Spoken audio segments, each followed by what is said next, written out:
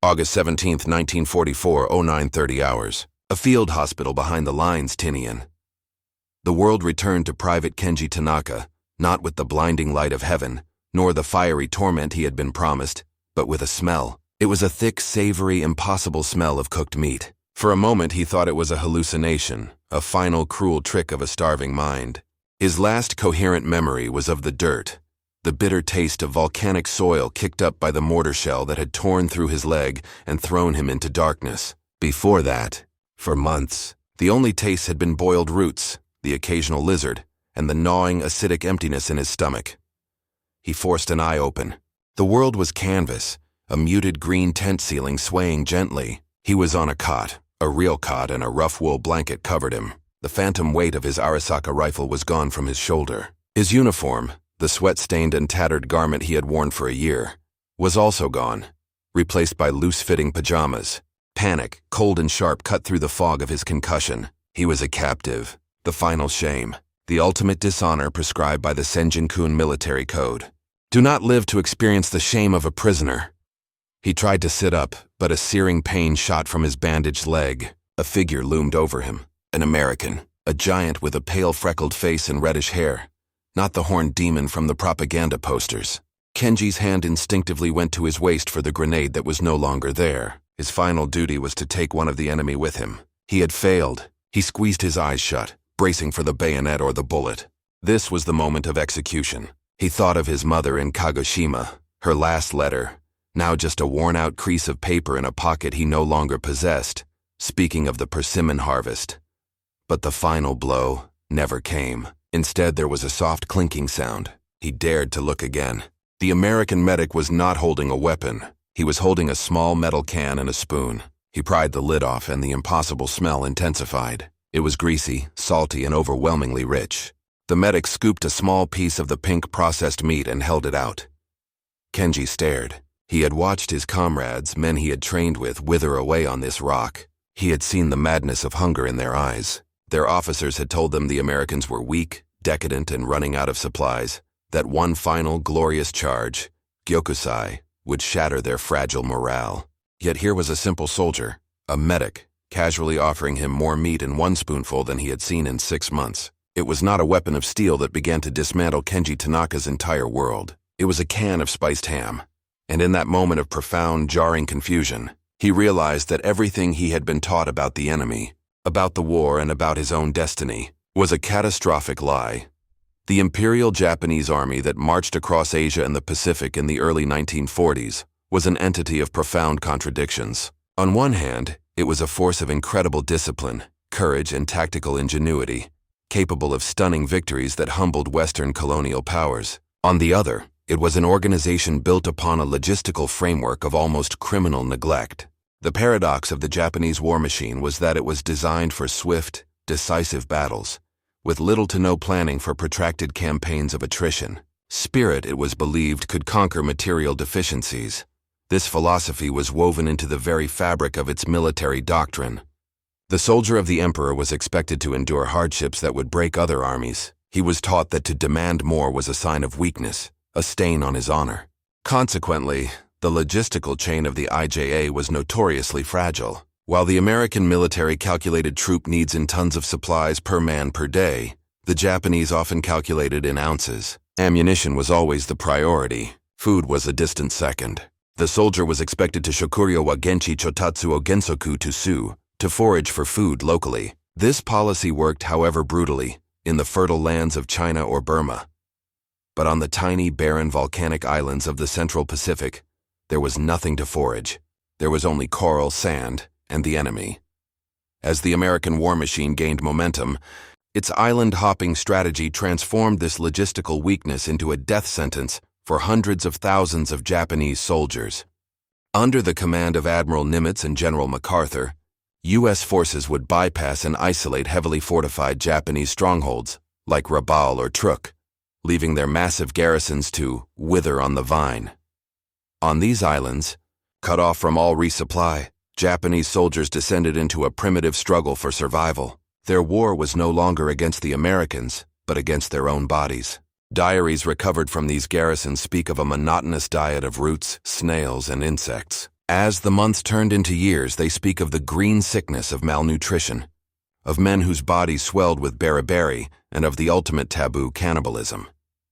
This physical ordeal was reinforced by an unbending psychological doctrine. The Senjin-kun, a military code issued in 1941 by War Minister Hideki Tojo, was distributed to every single soldier. It was an update to the older imperial rescript to soldiers and sailors, but with a harder, more fanatical edge forged for a total war. Its most famous and most lethal injunction was the one concerning capture. It stated plainly, "Be resolved to die rather than to undergo the humiliation of being taken prisoner." This was not mere suggestion. It was a sacred command. Surrender was not a strategic option. It was a spiritual failure, an act that brought shame upon oneself, one's family, and the emperor himself. This ethos fueled the terrifying spectacle of the Banzai Charge, where Japanese units, often depleted of ammunition and food, would fix bayonets and charge to their deaths. It also explained the shocking rarity of Japanese prisoners. In the Guadalcanal campaign, for every one Japanese soldier captured, over 100 were killed. On Tarawa, of a garrison of nearly 5,000, only 17 Japanese soldiers were taken alive. To be a captive was to be socially and spiritually dead, a non-person erased from family records back home. The soldier was prepared for death, for starvation, for sacrifice. He was utterly unprepared for mercy. For Private Kenji Tanaka, the end had been choreographed since the day he received his draft notice. He knew his role was to become a single cherry blossom, beautiful in its brief life, destined to fall gloriously for the emperor. The reality, however, had been anything but poetic. His war on Tinian was a squalid affair of hiding in caves by day, enduring thunderous naval bombardments, and watching his comrades die not only from American shells, but from dysentery, infection, and the slow, grinding erosion of starvation. The final charge was not a glorious, coordinated assault. It was a ragged, stumbling collection of skeletal men, some armed only with sharpened bamboo spears, fueled by a last ration of sake and the dregs of their fanaticism.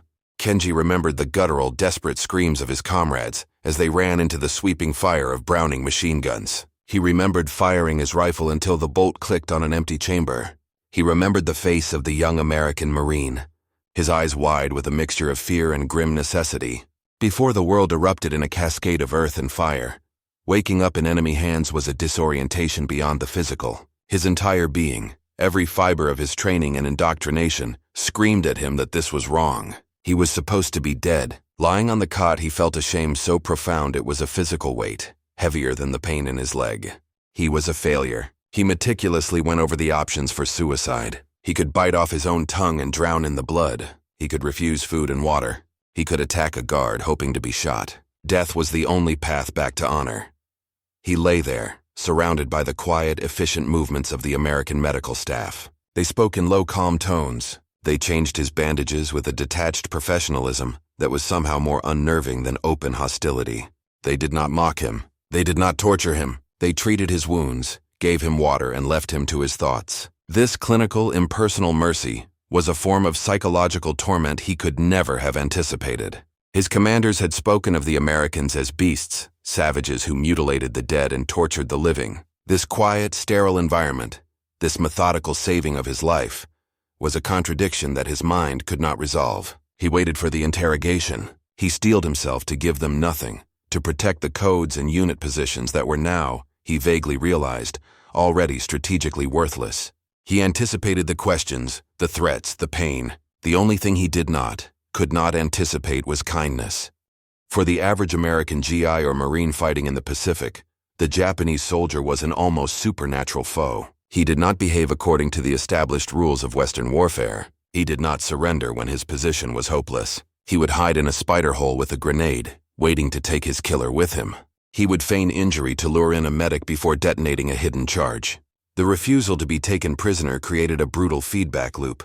Because Japanese soldiers so rarely surrendered, American troops became conditioned to fight to the finish, often not making the distinction between a soldier wanting to give up and one feigning surrender for a final attack. The taking of a Japanese prisoner was a rare and hazardous event. It often only occurred when a soldier was knocked unconscious or so severely wounded he was physically incapable of resistance or suicide. The command structure, however, operated on a different level.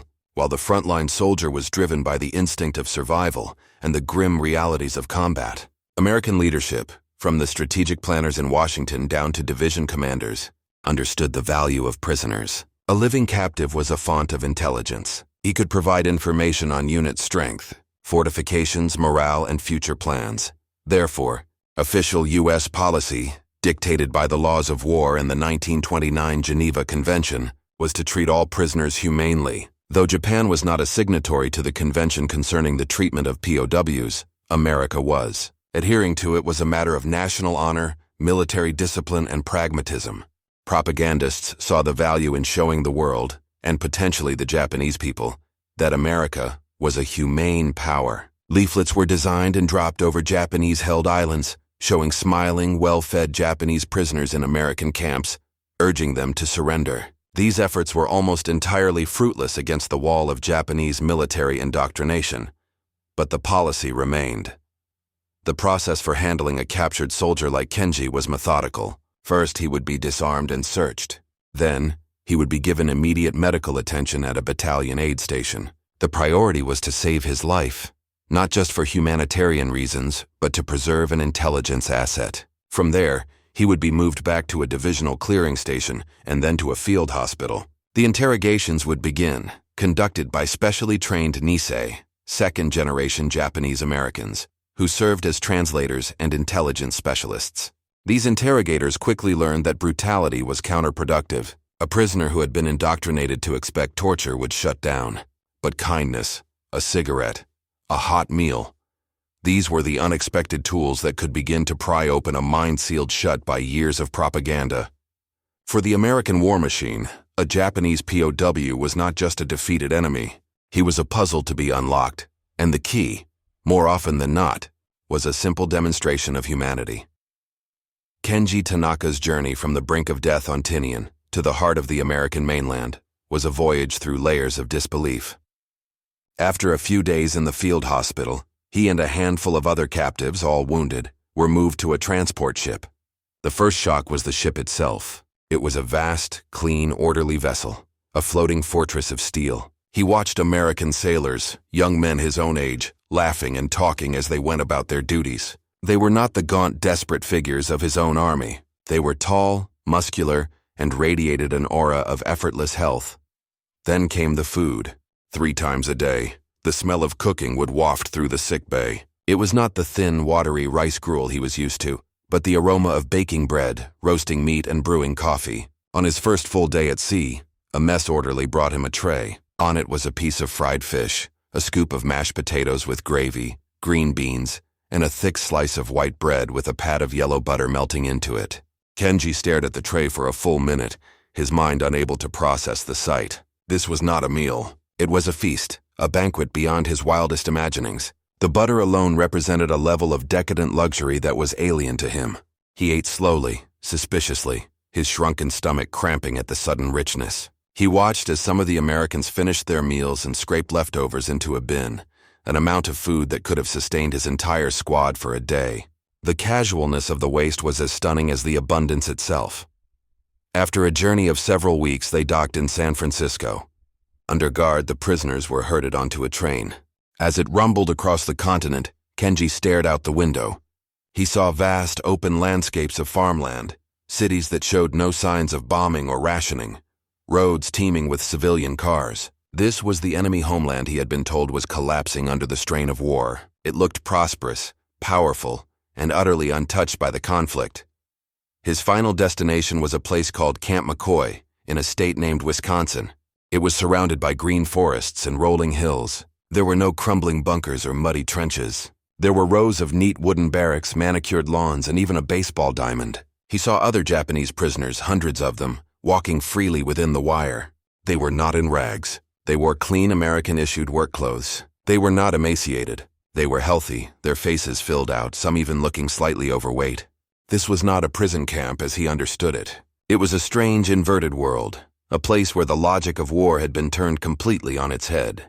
He had been shipped from the hell of the front lines into a bizarre parody of civilian life, and the greatest shock was yet to come, the daily routine of the mess hall. The bell rang for the midday meal, Following the other prisoners in a dazed, shuffling line, Kenji entered the mess hall at Camp McCoy. It was a long, cavernous wooden building that smelled of soap, roasted meat, and fresh bread. He picked up a partitioned steel tray, a fork, and a spoon. As he moved down the line, American servers in white aprons, themselves prisoners of a different sort, conscientious objectors or men with minor infractions, piled his tray high. First, a ladle of thick, steaming beef stew, loaded with chunks of meat, potatoes, and carrots. Next, 2 thick slices of freshly baked white bread, then a scoop of coleslaw. At the end of the line, a woman placed a slice of apple pie on his tray, and a cook handed him a mug of hot coffee, gesturing to large dispensers of milk and sugar nearby. Kenji stood frozen for a moment, his tray heavy in his hands. He looked at the meal. The sheer caloric weight of it was staggering. This was not a special occasion. This was Tuesday lunch. He found a seat at a long wooden table. Around him, the other prisoners ate with a quiet intensity. There was no talking. The only sounds were the scraping of forks and the sipping of coffee. For these men, the mess hall was a temple. Kenji took his first bite of the stew. The flavor was explosive. He ate the bread, which was soft and sweet. He had never tasted pie before. The combination of sweet apples and cinnamon was a revelation. He drank the coffee, sweetened with 2 cubes of sugar, and lightened with milk. An unimaginable luxury. In the weeks that followed, the routine of abundance became a relentless assault on his ideology. Breakfast was eggs, sausage, toast with jam, and oatmeal. Dinner might be roasted pork, chicken, or spaghetti with meatballs. There was always rice, not the gritty brown rationed rice of the army, but polished white rice served in unlimited quantities. There was fruit, vegetables, desserts, and endless coffee. He learned that the camp regulations, dictated by the Geneva Convention, required that prisoners of war be given a diet equivalent to that of the base's garrison troops. One day, he saw a notice pinned to the mess hall bulletin board. It was a weekly menu. He sounded out the English words, which he had begun to learn. Monday, meatloaf. Tuesday, beef stew. Wednesday, fried chicken. It was then that the full, crushing weight of the truth descended upon him. He and his comrades had been starving on their island fortresses, told that their sacrifice was draining a decadent and fragile America. But the reality was that America's problem was not scarcity, but surplus. This nation could fight a global war on 2 fronts and still have enough food to fatten its prisoners. The sheer, overwhelming, and casual might of American agriculture and industry was on display 3 times a day on his dinner tray. This was not a weapon he could fight.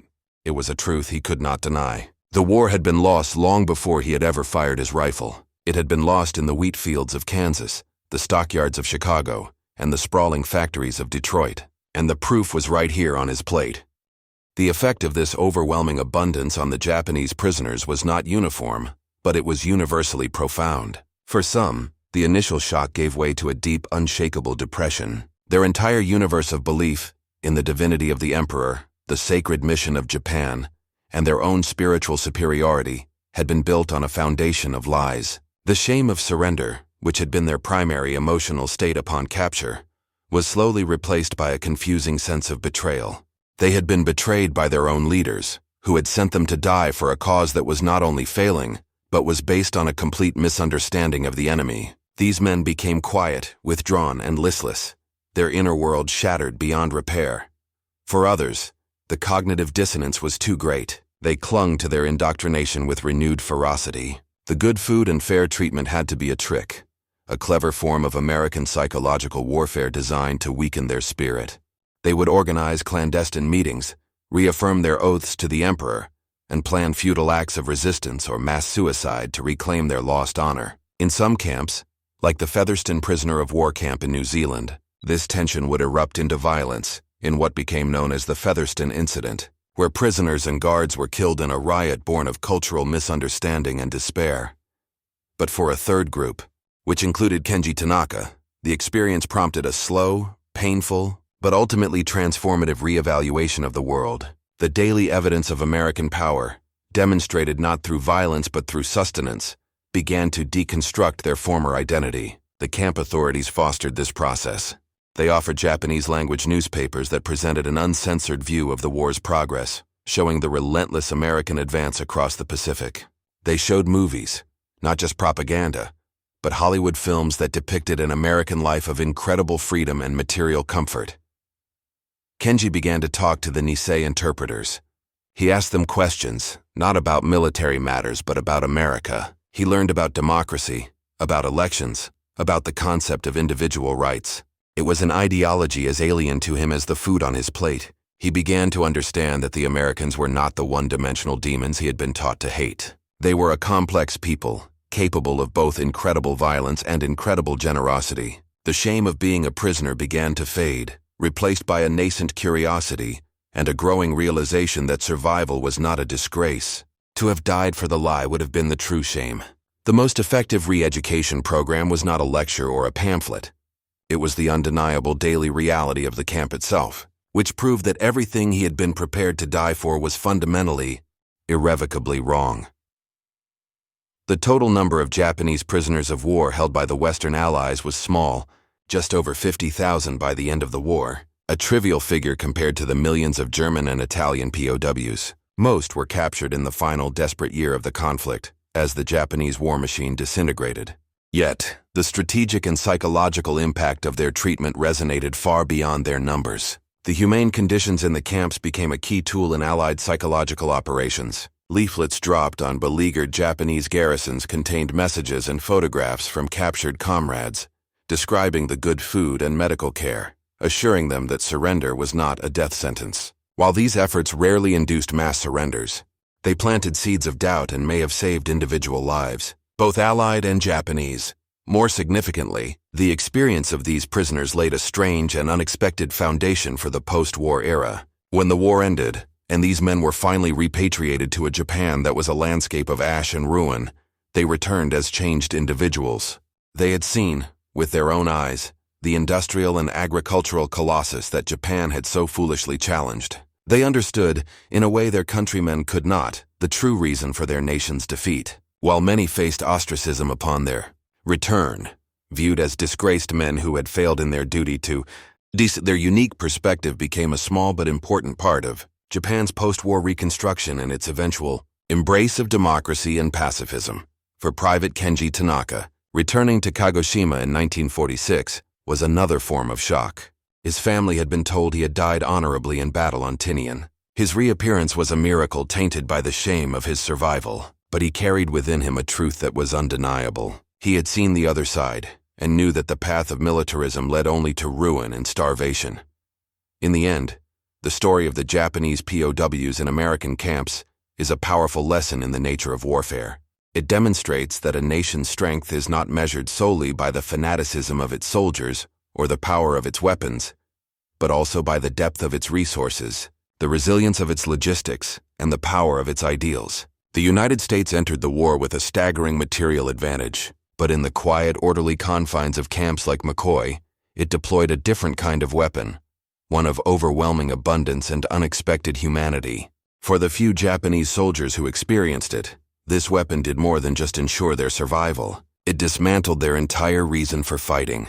It proved that a war can be won not only by killing your enemy, but by showing him with irrefutable clarity that his cause is already lost. The most decisive battle for Kenji Tanaka's soul was not fought with tanks and artillery on the beaches of Tinian, but with a fork and a spoon in the heart of the American Midwest.